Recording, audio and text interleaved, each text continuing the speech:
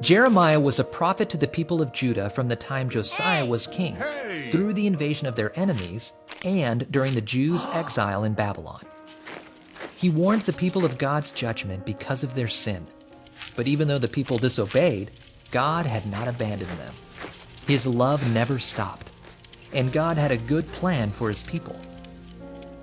God spoke through Jeremiah. This is what the Lord said. On the day when I restore my people to their land, I will be the God of all the families of Israel. They will be my people. God's people had been divided, but God was going to bring them back together. The people suffered in exile, but God said, "You will make music again. You will dance with joy." God was going to bring his people back home. He had scattered Israel, but he would gather them again. He would watch over them like a shepherd guards his flock. God said, "I will turn their mourning into joy, comfort them, and bring happiness out of grief. My people will be satisfied with my goodness." God declared, "There is hope for your future." Jeremiah told the people of Judah that God had a plan to change their hearts.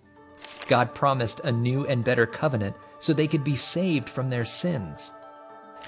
God said that the new covenant would not be like the old covenant.